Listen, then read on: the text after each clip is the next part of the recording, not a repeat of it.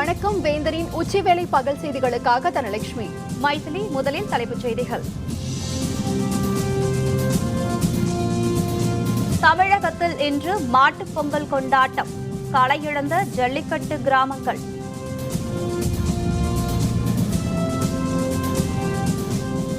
புலம்பெயர்ந்த தமிழர்களால் விரைவில் தமிழ் ஈழம் மலரும். டாக்டர் பாரிவேந்தர் உறுதி.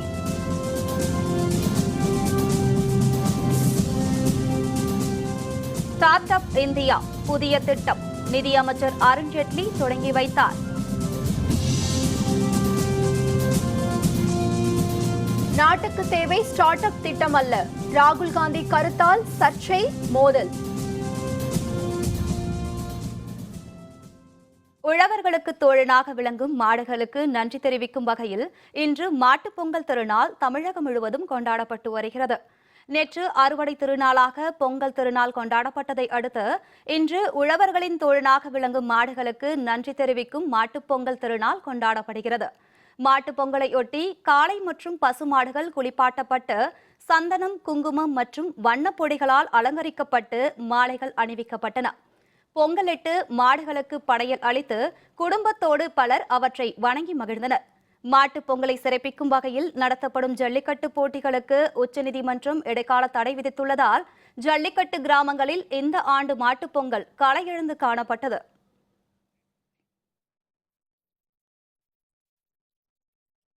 ஜல்லிக்கட்டுக்கு தடைக்கு எதிர்ப்பு தெரிவித்து மதுரை மாவட்டத்தில் இன்று 6வது நாளாக பல்வேறு கட்ட போராட்டங்கள் மேற்கொள்ளப்பட்டுள்ளன. தமிழர்களின் பாரம்பரிய விளையாட்டான ஜல்லிக்கட்டுக்கு தடை விதிக்கப்பட்டதை கண்டித்தும் தடையை நீக்க வலியுறுத்தியும் அலங்காநல்லூரில் இன்று மனித சங்கிலி போராட்டம் நடைபெற்றது. இதனிடையே ஜல்லிக்கட்டு தடைக்கு எதிர்ப்பு தெரிவித்து தேனி அருகே உள்ள பழனிச்செட்டிப்பட்டியை சேர்ந்த ராமேஷ் என்பவர் தீக்குளித்து உயிரிழந்தார். அவருக்கும் அஞ்சலி செலுத்தும் வகையில் மௌன ஊர்வலம் நடைபெற்றது. இதில் ஏராளமானோர் பங்கேற்றனர்.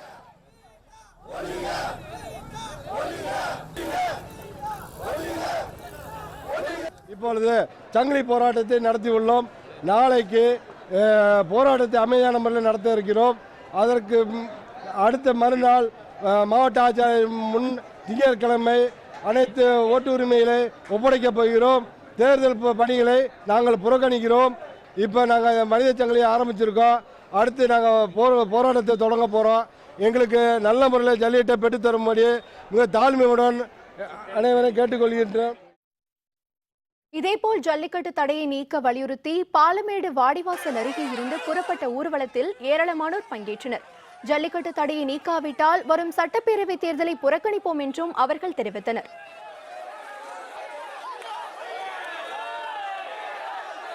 இன்னைக்கு ஜல்லிக்கட்டு இல்லாதது பாலமேட்டுக்கு ஒரு துக்கமான நாளாக இன்னைக்கு இருக்கு.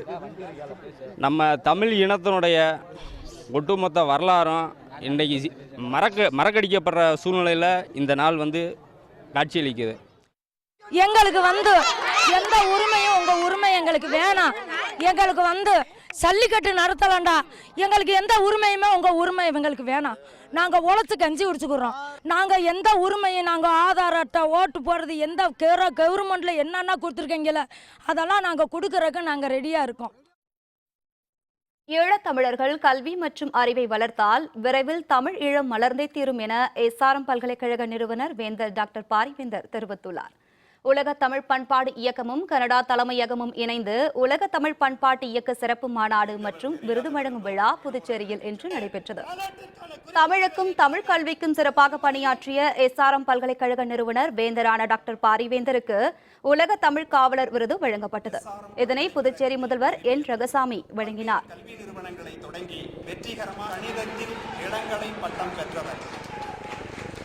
சான்று பெற்ற பட்டய பொறியாளரான இவரின் பணிகளை பாராட்டி பர்மிங்ஹாம் நகர பல்கலைக்கழகம் தமிழுக்கு தொண்டு செய்பவர்கள் நிகழ்ச்சியில் சிறப்புரையாற்றிய டாக்டர் பாரிவேந்தர் தமிழர் கலை, பண்பாடு மற்றும் கலாச்சாரம் வளர்க்கும் முயற்சியை எஸ்ஆர்எம் பல்கலைக்கழகம் மேற்கொண்டு வருவதாக தெரிவித்தார். ஒவ்வொரு ஆண்டும் தமிழ் மொழிக்கு புகழ் சேர்க்கும் வகையில் தமிழ் பேராய விருதுகள் வழங்கப்பட்டு வருவதையும் அவர் சுட்டிக்காட்டியுள்ளார். புலம்பெயர்ந்த ஈழத்தமிழர்கள் நல்ல கல்வி மற்றும் அறிவை வளர்த்துக் கொண்டால் விரைவில் அனைவரும் எதிர்பார்க்கும் தமிழ் ஈழம் மலரும் என்றும் டாக்டர் பாரிவேந்தர் குறிப்பிட்டார். யூதர்கள் நாடு இழந்தார்கள், ஆனால் கல்வியில் சிறந்தவர்களாக இருந்தார்கள். அறிவாளிகளாக இருந்தார்கள். அந்த பெருமையால் இன்றைக்கு திரும்ப அவர் நாட்டை பெற முடிந்தது, உருவாக்க முடிந்தது. ஆக இதையெல்லாம் செய்வதற்கு வேண்டியது புலம்பெயர்ந்த தமிழர்களாகிய உங்களுடைய அறிவும் திறனும் படிப்பும் உயர வேண்டும்.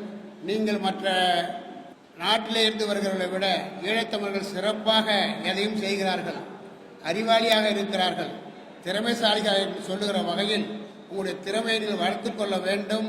நீங்கள் அப்படி வளர்த்துக் கொள்வீர்களே ஆனால் உறுதியாக சொல்லுகிறேன், மீண்டும் நாம் எதிர்பார்ப்பது போல இன்னும் சில ஆண்டுகளில் தமிழீழம் மலர்ந்தே தீரும் என்பது உறுதி. மேலும் தமிழ் கலை, இசை மற்றும் பண்பாட்டை எடுத்து வழங்கும் வகையில் புலம்பெயர்ந்த தமிழர்களுக்கு ஆண்டுதோறும் டிசம்பர் மாதம் சிறப்பு நிகழ்ச்சி நடத்தப்படும் என்றும் டாக்டர் பாரிவேந்தர் குறிப்பிட்டார். கலாச்சாரம், அதே போல மொழி, பண்பாடு, உடுத்துகிற உடை, இவற்றுக்கெல்லாம் சேர்ந்து ஒரு 15 நாள் முகாம் அமைத்து நீங்கள் அனுப்புகிற அத்தனை பேரையும் உள்ளபடியே இழந்த தமிழ் பண்பை, மறந்த கலாச்சாரத்தை அவர்களுக்கு அத்தனையும் போதித்து கலை, கலாச்சார, பண்பாட்டு நிகழ்ச்சிக்கு டிசம்பர் மாதத்தில் புலம்பெயர்ந்த தமிழர்களுக்கு எல்லா வகையிலும் பணியாற்ற SRM காத்து கொண்டிருக்கிறது. பயன்படுத்திக் கொள்ளுங்கள் என்று கூறிக்கொள்கிறேன்.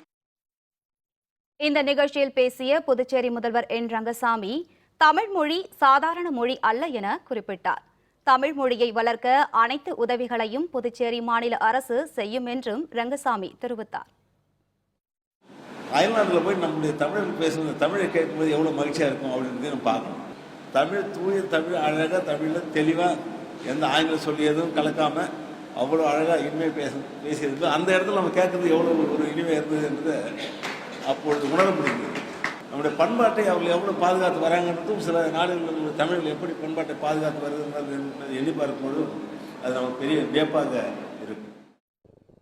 முன்னதாக உலக தமிழ் பண்பாடு இயக்க சிறப்பு மாநாட்டு மலரை புதுச்சேரி மக்களவை உறுப்பினர் ராதாகிருஷ்ணன் வெளியிட SRM பல்கலைக்கழக நிறுவனர் வேந்தர் டாக்டர் பாரிவேந்தர் பெற்றுக்கொண்டார். நிகழ்ச்சியில் தமிழ் மொழிக்கு சிறப்பாக பணியாற்றிய பல்வேறு நாடுகளைச் சேர்ந்த தமிழர்களுக்கு விருதுகள் வழங்கப்பட்டது. இந்த நிகழ்ச்சியில் உலக தமிழ் பண்பாடு இயக்க தலைவர் மாலதி ராஜவேலு உள்பட தமிழ் அறிஞர்கள் பலர் கலந்து கொண்டனர். இதனைத் தொடர்ந்து தமிழ் மொழியின் மேன்மையை பறைசாற்றும் வகையில் நடைபெற்ற கண்காட்சியில் பழங்கால நாணயங்கள், கலைப்பொருட்கள் இடம்பெற்றுள்ளன. இதனை இந்திய ஜனநாயக கட்சி நிறுவனர் தலைவர் டாக்டர் பாரிவேந்தர் பார்வையிட்டார். ஸ்டார்ட் அப் என்ற புதிய திட்டத்தை தில்லியில் மத்திய நிதியமைச்சர் அருண்ஜேட்லி இன்று தொடக்கி வைத்தார். இந்திய பொருளாதாரத்தை மேம்படுத்த ஸ்டார்ட் அப் இந்தியா என்ற புதிய திட்டம் நிறைவேற்றப்படும் என்று கடந்த ஆண்டு குடியரசு நாள் உரையில் பிரதமர் நரேந்திர மோடி குறிப்பிட்டிருந்தார். அதன்படி தில்லியில் இன்று ஸ்டார்ட் அப் புதிய திட்ட தொடக்க விழா நடைபெற்றது. மத்திய நிதியமைச்சர் அருண்ஜேட்லி, வர்த்தகத்துறை இணையமைச்சர் நிர்மலா சீதாராமன், உலக வங்கியின் இயக்குநர் ஒனோருகுல், அமிதாப் காந்த் உள்பட பலர் பங்கேற்ற விழாவில் ஜேட்லி இன்று இந்த புதிய திட்டம் நடைமுறைப்படுத்தப்படுவதாக அறிவித்தார். விழாவில் பேசிய நிதியமைச்சர் அருண்ஜேட்லி, ஸ்டார்ட் அப் இந்தியா திட்டம் தொழில் முனைவோருக்கு உற்ற துணையாக இருக்கும், நாட்டின் பொருளாதாரத்தை உயர்த்தும் முக்கிய திட்டம் இது என்றும் கூறினார். உலகில் மிக வேகமாக வளர்ந்து வரும் பொருளாதாரங்களில் இந்திய பொருளாதாரமும் ஒன்று என்று அருண்ஜேட்லி, ஸ்டார்ட் அப் இந்தியா திட்டம் முதலீடுகளுக்கு இதுவரை இருந்த தடைகளை நீக்கும், லைசன்ஸ் ராஜ்யத்துக்கு முற்றுப்புள்ளி வைக்கும் என்றும் குறிப்பிட்டார். இன்று மாலை பிரதமர் நரேந்திர மோடி ஸ்டார்ட் அப் புதிய திட்டத்துக்கான செயல் வடிவத்தை அறிவிக்க இருக்கிறார். நாட்டுக்கு தேவை ஸ்டார்ட் அப் திட்டம் அல்ல, சகிப்புத்தன்மைதான் தேவை என்று காங்கிரஸ் துணைத் தலைவர் ராகுல் காந்தி மும்பையில் இன்று மாணவர்கள் நடுவில் பேசினார். மகாராஷ்டிர மாநிலத்தில் காங்கிரஸ் கட்சி தோல்வியை தழுவிய பிறகு அந்த கட்சியின் துணைத் தலைவர் ராகுல் காந்தி முதல் முறையாக நேற்று மும்பைக்கு வந்தார். மும்பை மலாட் பகுதியில் காங்கிரஸ் தொண்டர்களை சந்தித்த ராகுல் காந்தி தெற்கு மும்பையில் உள்ள கட்சி அலுவலகத்தில் மறைந்த முன்னாள் மத்திய அமைச்சர் முரளி தியோரா நினைவாக வளாகம் ஒன்றை திறந்து வைத்தார். இன்று NMIMS மற்றும் நிர்வாக இயல் மாணவர்களிடையே ராகுல் காந்தி உரையாற்றினார். அப்போது RSS அமைப்பை கடுமையாக சாடிய ராகுல் காந்தி, சகிப்புத்தன்மையால் நல்ல சிந்தனைகள் தடைப்படுகின்றன, நாட்டுக்கு தேவை சகிப்புத்தன்மைதான், ஸ்டார்ட் அப் திட்டம் அல்ல என்று பேசினார். ராகுல் காந்தி NMIMS நிர்வாக இயல் மாணவர்களிடையே உரையாற்றிக் கொண்டிருந்த போது அந்த வளாகத்திற்கு வெளியே பாரதிய ஜனதா தொண்டர்கள் திரண்டனர். ஸ்டார்ட் அப் இந்தியா திட்டம் பற்றி ராகுல் காந்தி கூறிய கருத்துக்கு எதிர்ப்பு தெரிவித்து அவர்கள் ஆர்ப்பாட்டம் செய்தனர். அப்போது அங்கிருந்த காங்கிரஸ் தொண்டர்களுக்கும் பாரதிய ஜனதாவினருக்கும் இடையில் மோதல் ஏற்பட்டது. இதனிடையே மகாராஷ்டிர அரசின் மீன் உயர்வை கண்டித்து மத்திய மும்பை தெருக்களில் கட்சி தொண்டர்களுடன் ராகுல் காந்தி இன்று நடைப்பயணம் மேற்கொண்டார். பாந்த்ராவிலிருந்து தொடங்கிய இந்த 6 கிலோமீட்டர் நடைப்பயணம் மாஹிம் கால்வாய் பகுதி வழியாக இறுதியில் தாராவியில் முடிவடைந்தது. மின் பகிர்மான நிறுவனங்களுக்கும் மகாராஷ்டிர மின் ஒழுங்குமுறை ஆணையத்திற்கும் இடையில் ரகசிய தொடர்பு இருப்பதாக இந்த நடைப்பயணத்தில் கண்டன முழக்கங்கள் எழுப்பப்பட்டன. மேற்கு வங்க மாநில மால்டா கலவரம் தொடர்பாக பாரதிய ஜனதா குழு குடியரசுத் தலைவர் பிரணாப் முகர்ஜியை இன்று பிற்பகலில் சந்திக்க உள்ளது. பாரதிய ஜனதா தலைவர் ஒருவரின் பேச்சு காரணமாக மேற்கு வங்க மாநிலம் மால்டாவில் கலவரம் ஏற்பட்டது. கடந்த 3ஆம் தேதி காலியாசாக் காவல் நிலையம் மற்றும் காவல்துறை வாகனங்கள் எரிக்கப்பட்டன. கலவரக்காரர்களுக்கு ஆதரவாக ஆளும் திரிணாமுல் காங்கிரஸ் கட்சி செயல்படுவதாக பாரதிய ஜனதா குற்றம் சாட்டியது. மேற்கு வங்க மாநில முதல்வர் மமதா பானர்ஜியோ மேற்கு வங்கத்தில் வரும் சட்டப்பேரவை தேர்தலை மனதில் கொண்டு பாரதிய ஜனதா வகுப்பு கலவரத்தை தூண்டி வருவதாக குற்றம் சாட்டியிருந்தார். இந்நிலையில் மால்டா கலவரம் தொடர்பாக மத்திய உள்துறை அமைச்சர் ராஜ்நாத் சிங்கை சந்தித்த பாரதிய ஜனதாவினர் கலவரம் பற்றி விசாரணைக்கு உத்தரவிடுமாறு வேண்டுகோள் விடுத்தனர். இதன் தொடர்ச்சியாக 5 பேர் கொண்ட பாரதிய ஜனதா தூதுக்குழு இன்று பிற்பகல் 2 மணியளவில் குடியரசுத் தலைவர் பிரணாப் முகர்ஜியை சந்திக்க இருக்கிறது. The Bharatiya Janata Party delegation will be meeting the President of India. The incident of Malda, government under Mamata Banerjee is working in promoting vote bank politics. We will be also highlighting incidents of Dalit killings. These things will be brought to the notice of the President of India. அந்நிய சக்திகளிடம் நம் நாட்டவர்கள் விளைப்போவதை தடுக்க முன்னெச்சரிக்கை நடவடிக்கைகள் எடுக்கப்படும் என பாதுகாப்புத்துறை அமைச்சர் மனோகர் பாரிக்கர் கூறினார். அண்மையில் இந்திய விமானப்படை அலுவலரான ரஞ்சித் என்பவர் தீவிரவாதிகளிடம் பணம் வாங்கிக் கொண்டு விமானப்படை தொடர்பான ஆவணங்களை அளித்தது தெரியவந்ததால் பணி நீக்கம் செய்யப்பட்டார். இந்நிலையில் ராஜஸ்தான் மாநிலம் ஜெய்ப்பூரில் உள்ள CISF திடலில் ராணுவ ஆளெடுப்பு முகாமை பார்வையிட்ட பாதுகாப்புத்துறை அமைச்சர் மனோகர் பாரிக்கர் பின்னர் செய்தியாளர்களிடம் பேசினார்.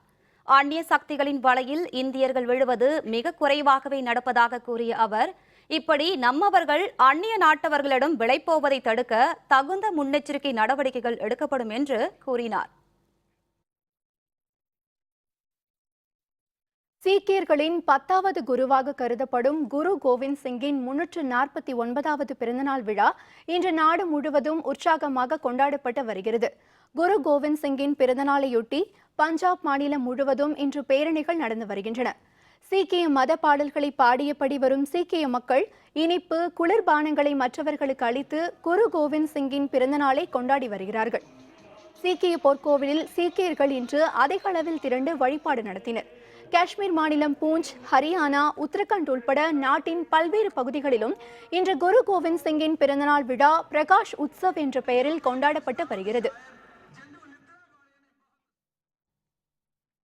தஞ்சை பெரிய கோவிலில் மகர சங்கராந்தி 108 பசுக்களுக்கு கோபூஜை. விவரம் விளம்பர இடைவேளைக்கு பிறகு.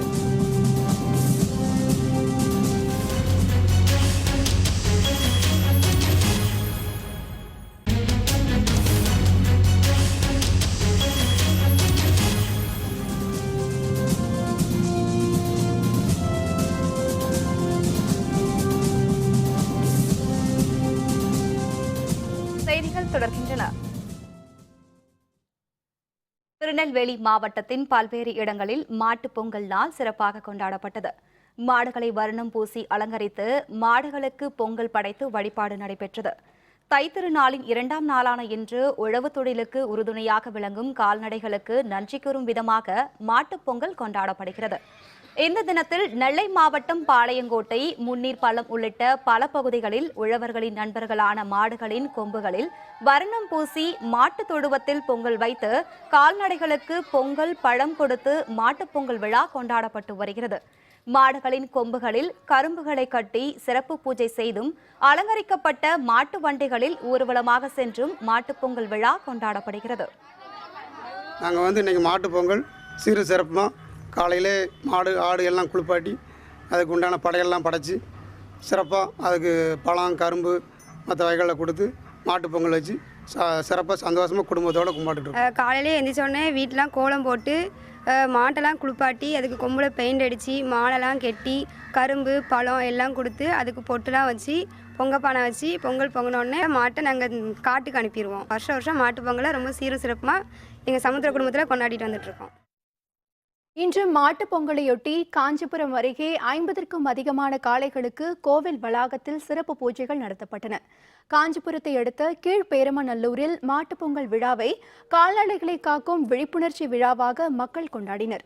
அதன் ஒரு பகுதியாக கிராமத்தில் உள்ள மாடுகள் அனைத்தும் அருள்மிகு ராமநாதஸ்வரர் கோவிலுக்கு அழைத்து வரப்பட்டன.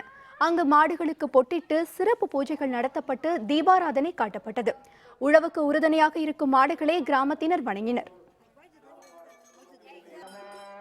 பாரம்பரியமான நம்முடைய நாட்டு பசுக்களை பாதுகாக்க வேண்டும். உயிர்கொல்லி நோயான எய்ட்ஸ், புற்றுநோய் போன்ற எல்லா நோய்களுக்கும் மருந்தாக பயன்படுத்தக்கூடியது அருக்கு என்ற மருந்து. இந்த அருக்கு என்ற மருந்து கோமியத்தில் இருந்து தயாரிக்கப்படுகிறது. இந்த விழிப்புணர்வை மக்களுக்கு கொண்டு செல்லவும் நாட்டு பசுவினுடைய நன்மைகளை மக்களுக்கு உணர்த்தவும் இந்த கோபூஜையானது நடைபெற்றது. முதல் தடவை இதில் கலந்துக்கிறேன். இதில் கால்நடை காலையிலே குளிப்பாட்டி கூட்டிகிட்டு வந்து எல்லா பூஜையும் பண்ணாங்க. பின்னாடி பூ போட்டு அதுக்கான மந்திரம்லாம் சொல்லி ஆராத்தி காமிச்சு கோயில் ஃபுல்லாக சுற்றி வந்தோம். விலங்குகளை பாதுகாக்கணும். தஞ்சாவூர் பெரிய கோவிலில் மகர சங்கராந்தியையொட்டி 108 பசுமாடுகளுக்கு நடைபெற்ற பூஜையில் திரளான பக்தர்கள் கலந்து கொண்டு வழிபாடு செய்தனர். தஞ்சாவூர் அருள்மிகு பெருவுடையார் கோவிலில் மகர சங்கராந்தி விழா கொண்டாட்டம் சிறப்பாக நடைபெற்றது. இதையொட்டி நந்தி சிலைக்கு காய்கறி மற்றும் பழங்களை கொண்டு அலங்காரம் செய்யப்பட்டு இனிப்பு வகைகள் படையலாக அளிக்கப்பட்டது. மேலும் 108 பசுமாடுகளை கொண்டு நடைபெற்ற பூஜையில் ஏராளமான பக்தர்கள் கலந்து கொண்டு பெரிய வரிசையில் நின்று வழிபாடு செய்தனர்.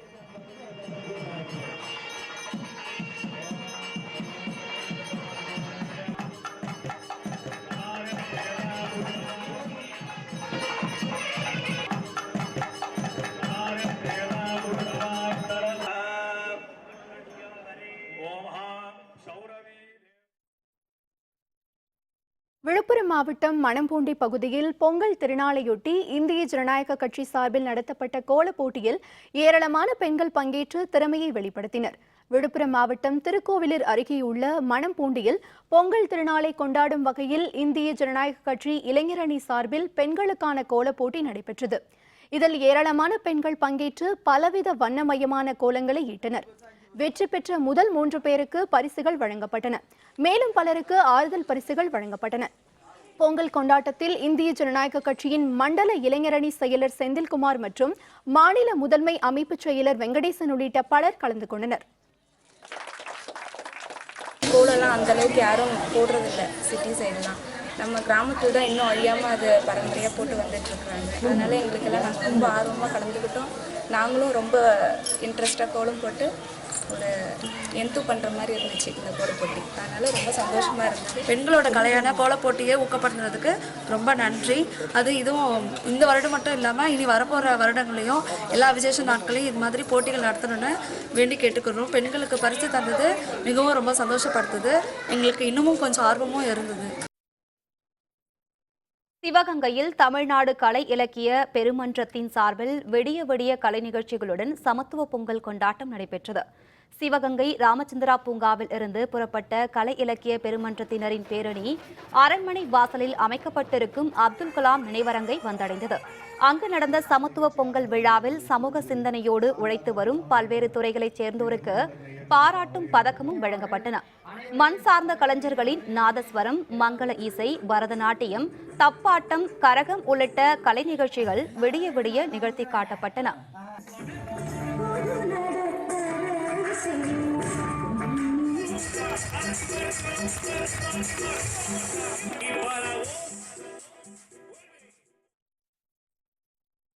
திருச்சியில் மாட்டுப் பொங்கலையொட்டி பசுமடத்தில் உள்ள 150க்கும் அதிகமான மாடுகளுக்கு சிறப்பு பூஜைகள் நடைபெற்றன. திருச்சி காஜாப்பேட்டை பகுதியில் உள்ள பசுமடத்தில் இன்று மாட்டுப் பொங்கல் விழா கோலாகலமாக கொண்டாடப்பட்டது. விழாவையொட்டி மடத்தில் உள்ள மாடுகளின் கொம்புகளுக்கு வண்ணமிட்டு மாட்டின் மீதும் வண்ணப்பொடிகள் தூவப்பட்டன. இந்த விழாவில் பங்கேற்ற திரளான மக்கள் மாடுகளுக்கு கரும்பு, மஞ்சள், வாழைகளை படைத்து வழிபட்டனர். மாடுகளின் வகைகள் மற்றும் அவற்றின் சிறப்பியல்புகள் பற்றி மக்கள் அறிந்து கொள்ளும் வகையில் படங்கள் மற்றும் தகவல்கள் காட்சிக்கு வைக்கப்பட்டிருந்தன. கிட்டத்தட்ட 100 வருடங்களாக நடந்து கொண்டிருக்கும் இந்த பசுமடத்தில் வருடா வருடம் மாட்டுப் பொங்கல் திருநாளை கொண்டாடி வருகின்றோம். சிறப்பான முறையில் கொண்டாடி வருகின்றோம். இன்று இந்த வருடத்திலிருந்து நாம் இதை சிறப்பான முறையில் கொண்டாடும் என்ற நோக்கத்துடன் நம்மளுடைய ஜாதி மாடுகளுடைய அதோடைய முழு விவரத்தையும் தனித்தனி பேனர்களாக செய்து இங்கு நாங்கள் வைத்துள்ளோம். பசுங்களை இன்று அலங்கரித்து குளிப்பாட்டி அதுக்கு நன்றியுடன் செலுத்துவதற்காக நமது பால் கொடுக்கின்றது, நமக்காக உழைக்கின்றது, உணவு கொடுக்கிறது, உரம் கொடுக்கிறது.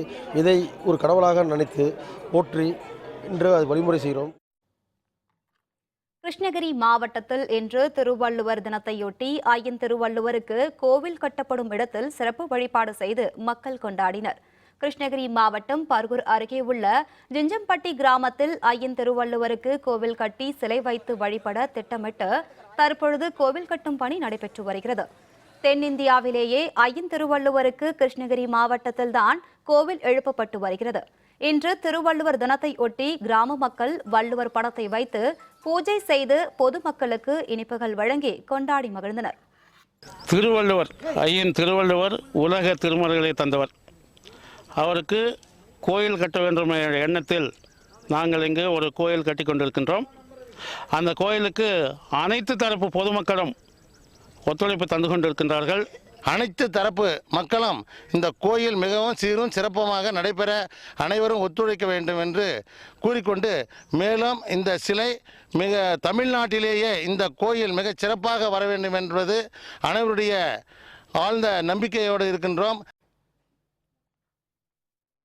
ஈரோடு உள்ளிட்ட பல்வேறு பகுதிகளிலிருந்து பழனி அருள்மிகு தண்டாயுதபாணி திருக்கோவிலுக்கு பாத யாத்திரையாக செல்லும் பக்தர்களின் வசதிக்காக அரசு மருத்துவ முகாம்கள் அமைக்க வேண்டும் என்ற கோரிக்கை எழுந்துள்ளது.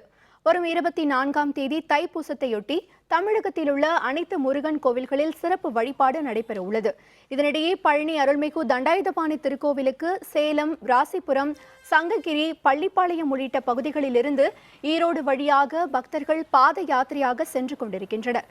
பக்தர்களின் வசதிக்காக புறநகர் பகுதிகளில் மருத்துவ முகாம்களை ஏற்படுத்த வேண்டும் என்று பக்தர்கள் அரசுக்கு கோரிக்கை விடுத்துள்ளனர். பல லட்சம் பேர் வராங்க பழனிக்கு. பள்ளிப்பாளையத்துலேருந்து பழனி 120 கிலோமீட்டர். 120 கிலோமீட்டருக்கு என்னன்னு கேட்டிங்கன்னா, ஒரு பெரிய போகும்போது கால்வலி, அதுக்கு ஒரு சிலப்படி ஒரு மருத்துவ முகாம் இல்லை. மருத்துவ முகாம் வேணும். கரண்ட் இல்லை. நைட்டில் நடந்து போகிறோம். 120 கிலோமீட்டர் நாங்கள் இப்போ நடக்கும்போது கரண்ட் வசதி தான் பரவாயில்ல. போய் கரண்ட் வசதி பார்த்து ஏற்பாடு பண்ணுங்க. வயசானவங்களாம் நிறைய பேர் வந்துக்கிட்டு இருக்கிறாங்க. வருஷம் அவங்களாம் நடக்கிறதுக்கு காலெலாம் கொப்பளம் போட்டுருது. அவங்களுக்கு திரும்ப ஏதாவது மருத்துவ வசதி ஏதாவது செஞ்சு கொடுத்தாங்கன்னா பரவாயில்ல. கடைசி வரைக்குமே எந்த இதுக்கு அங்கேருந்து ஆரம்பத்துலேருந்து கடைசி வரைக்குமே 200 கிலோமீட்டருக்கும் அந்த வசதியே கிடையாது. கோயம்புத்தூரை அடுத்துள்ள தீத்திப்பாளையம் பகுதிக்குள் புகுந்த காட்டு யானை கூட்டம் வீடுகளை சேதப்படுத்தி வரும் நிலையில் யானைகளை விரட்டும் பணியில் வனத்துறையினர் ஈடுபட்டு வருகின்றனர். கோயம்புத்தூரை அடுத்த மலையடிவார கிராமமான தீத்திப்பாளையம் பகுதிக்கு நேற்று 15க்கும் அதிகமான யானைகள் வந்து வீடுகள் மற்றும் விவசாய பயிர்களை சேதப்படுத்தின. இதனால் ஏராளமான பெண்கள் மற்றும் குழந்தைகள் யானைகளுக்கு பயந்து வீடுகளில் இருந்து வெளியேற முடியாமல் தவித்து வருகின்றனர். இதனிடையே யானைகள் கூட்டம் அந்த பகுதியிலேயே சுற்றித் திரிந்து வரும் நிலையில் யானைகளை காட்டுக்குள் விரட்டும் பணியில் வனத்துறையினர் ஈடுபட்டுள்ளனர்.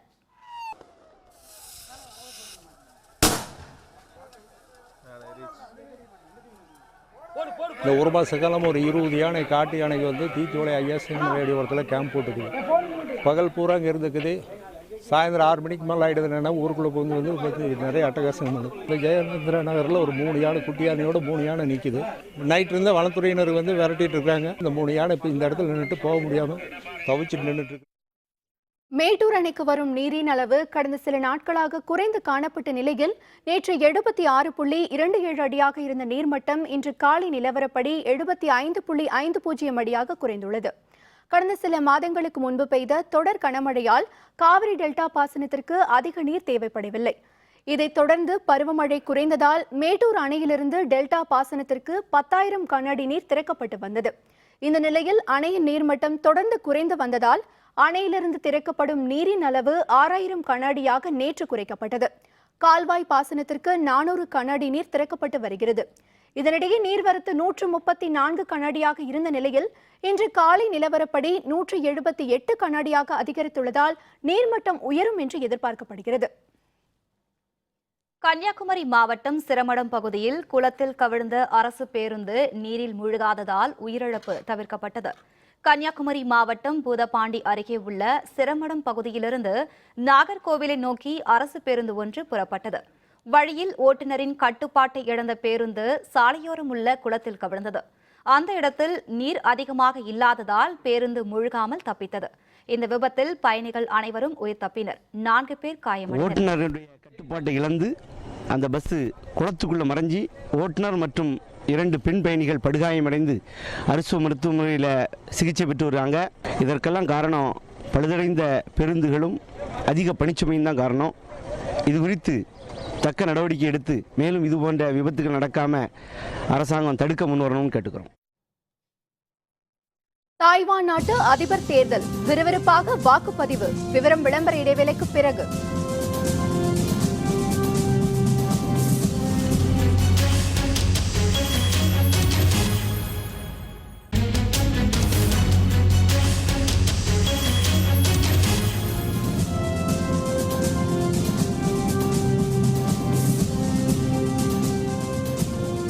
செய்திகள் தொடர்கின்றன.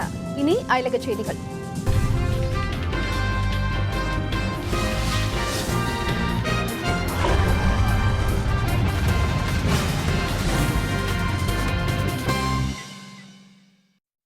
தாய்வான் நாட்டு அதிபர் தேர்தலில் விறுவிறுப்பாக வாக்குப்பதிவு நடைபெற்று வருகிறது.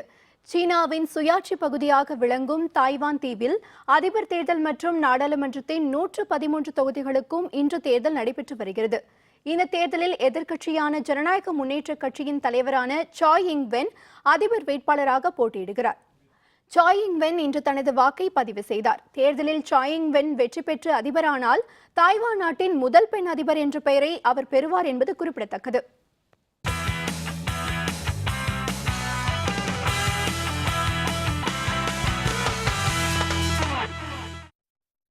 அமெரிக்காவில் நடைபெற்ற ஐஸ் ஹாக்கி போட்டியில் டாம்பா பே லைட்னிங் அணி பிட்ஸ்பர்க் பென்குயின்ஸ் அணியை வீழ்த்தியது. அமெரிக்காவின் புளோரிடா மாகாணம் டாம்பா பே நகரில் நடைபெற்ற ஐஸ் ஹாக்கி போட்டியில் பிட்ஸ்பர்க் பென்குயின்ஸ் அணி டாம்பா பே லைட்னிங் அணியை எதிர்கொண்டது. தொடக்கம் முதலே சிறப்பாக விளையாடிய டாம்பா பே லைட்னிங் அணியினர் 3 கோல்களை அடித்த நிலையில் எதிர் அணியினர் ஒரே ஒரு கோலை அடித்திருந்தனர். இதனைத் தொடர்ந்து விறுவிறுப்பாக நடைபெற்ற ஆட்டத்தின் 2வது பாதியில் பென்குயின்ஸ் அணி மேலும் 2 கோல்களும் லைட்னிங் அணி 1 கோலும் அடித்தது. 3வது பாதி ஆட்ட நேர முடிவில் இரு அணிகளும் 4-4 என சமநிலையே கோல்களை வகுத்தன. வெற்றியை தீர்மானிக்கும் கடைசி நேர ஆட்டத்தின் பரபரப்பான சூழலில் லைட்னிங் அணி கோல் அடித்து 5-4 என்ற கோல் கணக்கில் பென்குயின்ஸ் அணியை வீழ்த்தி வெற்றி பெற்றது. பிரேசில் நாட்டின் ரியோ டி ஜெனிரோ நகர ஒலிம்பிக் விளையாட்டரங்கத்தில் கூடைப்பந்து பயிற்சி ஆட்டம் நடைபெற்றது. இந்த ஆண்டு கோடைக்கால ஒலிம்பிக் போட்டிகள் பிரேசில் நாட்டின் ரியோ டி ஜெனிரோ நகரத்தில் நடைபெற உள்ளன. இதற்காக புதிய ஒலிம்பிக் விளையாட்டு அரங்கங்கள் உருவாக்கப்பட்டுள்ளன. இதில் புதிதாக உருவாக்கப்பட்ட கூடைப்பந்து அரங்கத்தில் மகளிர் கூடைப்பந்து அணியினருக்கான அதிகாரப்பூர்வ பயிற்சி ஆட்டம் நடைபெற்றது. ஆஸ்திரேலியா, அர்ஜென்டினா அணிகள் இதில் பங்கேற்றன. ஒலிம்பிக் போட்டிகளுக்கு இன்னும் 7 மாதங்கள் தான் இருப்பது குறிப்பிடத்தக்கது. மீண்டும் தலைப்புச் செய்திகள். தமிழகத்தில் இன்று மாட்டுப் பொங்கல் கொண்டாட்டம். களையிழந்த ஜல்லிக்கட்டு கிராமங்கள்.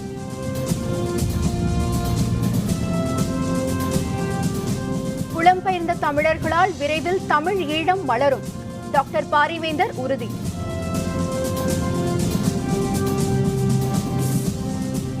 ஸ்டார்ட் அப் இந்தியா புதிய திட்டம் நிதி அமைச்சர் அருண் ஜேட்லி தொடங்கி வைத்தார்.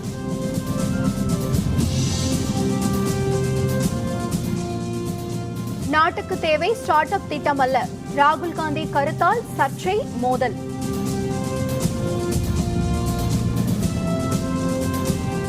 இத்துடன் வேந்தரின் உச்சிவேளை பகல் செய்திகள் நிறைவடைந்தன. மீண்டும் மாலை 6 மணிக்கு வேந்தரின் அந்திமாலை குறுஞ்செய்திகளில் சந்திப்போம். வணக்கம். வணக்கம்.